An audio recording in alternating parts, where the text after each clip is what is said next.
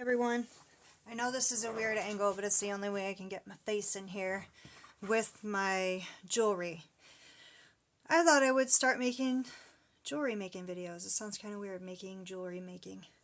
But anyways, I noticed when I was a bench jeweler for a long time that people would buy things they didn't know they were buying, and they would not have the quality that they were spending their hard-earned money on. And big jewelry stores are a part of the problem, as well as some of these little kiosks that you find in the mall. And jewelry stores all across the land, have a habit of marking things up 500 times more than they're supposed to be. And they're not even selling anything really cool. It's just manufactured stuff that they've made thousands of, you know. Barely ever can find a place that's selling jewelry that's been handmade by some jeweler, and that is where the quality comes in. Very well made things most of the time are handmade, but yeah, they do a lot of weird stuff with the machine manufacturing nowadays. That's a whole nother topic.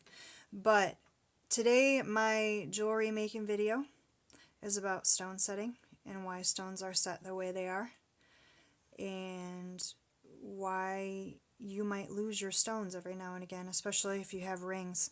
If you're not taking them off every night, your sheets are sometimes more abrasive than some of the sandpapers I would use in metalsmithing. Fact. I've seen many people wear away their prongs over time because they just don't take them off when they should be. And if you really like your jewelry, like really like it, you'll take it off, because that's the way to preserve it longer. At least set it at your bedside or whatever.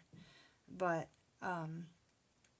I was going to say also that the worst stones to buy in jewelry is the princess cut. That's the square one that has the points on all four corners.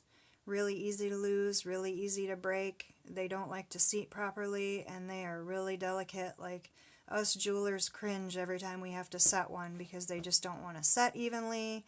They tip, they don't go in right. One little knock and they're off their course. You lose the stone. And if you spend thousands of dollars on a diamond, not only is it sentimental, but it costs a lot of money. So you don't want to lose it. Another thing with marquee stones, those are the ones that look like little slits, like cat eyes. Those ones are lost easily also, unless they have the more prongs the better on those, because they start to rock back and forth, and because stones are cut the way they are, they're really sharp. You wouldn't think it, but they're sharp, and they'll start cutting a groove right out of the metal, and that's when they start getting loose. So don't be too upset with your jeweler, especially those little tiny, tiny Melly diamonds. That's what they call them, Melly diamonds. Those things burp like you'll put it in an ultrasonic and they'll just burp right out. They'll just like come right out like confetti. It's crazy. I used to like not even put those in the ultrasonic when I was working. I just like scrub them with the toothbrush, because I was like, man, I am not being responsible for resetting 20 little tiny gemstones. I got other things to do. So, but as far as this stone right here, this is a beautiful tanzanite. It's a decent amount of money for this stone. It's more rare than a diamond. It's only found in one place on Earth, and that's in Tanzania. And they're not even really this color. They're like a brown color. They heat treat them to make them look like this really cool indigo purpley blue color. But this one, trillion cut, it's got these points on it. And when I set this stone, I've got this burr right here, this handy dandy little stone setting burr. You can get a kit of them. They're all different sizes. There's different types of stone setting burrs. Man, you could spend a lot of money on jewelry tools. Don't even get me started. But you have to cut a seat for your stone, because that's the only way it's going to hold in properly. And you also have to think about, the angle, the bottom, how it comes in and tapers down. You have to think about that whenever you're cutting a seat. You also have to think about the points, because, say that this stone setting was actually part of a ring. Your hands move and rub up against things all the time. Like, you're knocking up against stuff. You don't even realize it. I mean, half the time you look down, you're bleeding on your hand. You're like, oh, how did I get that? You know, your rings are, they get beat up just like your hands do. So you have to keep that in mind. And if I don't cut a point spot for these corners in here and it was on a ring and you go to wet, you like hit it up against something, it can actually chip and break your stone, if not go flying out somewhere. You can't even find it.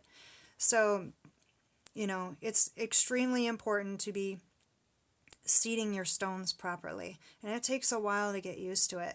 I can't even tell you how many stones I've broken just trying to learn how to seat my stones properly. On my own, of course, no one's jewelry got hurt in my processes. Well, maybe sometimes, but I always made up for it. But yeah, so I thought I would start making these little jewelry making videos to help people learn about, you know, what it takes to make something. It takes time, you know, and so when you see an artist or you see someone who handmade something, at least, you know, I would hope that people would appreciate it a little bit better, because it takes effort, and that's about it. But if you guys do have any questions about jewelry, if you want to know if something's real, if it's not real, you know, how much it might be worth, I can help you with that. And if you're getting ready to make a large purchase and you need some advice, please by all means feel free to get a hold of me. I would rather people make informed decisions with their hard-earned money, because our money is our time. So anyways, hope you guys enjoyed my stone setting and jewelry making video. Feel free to leave any comments. Have a great day.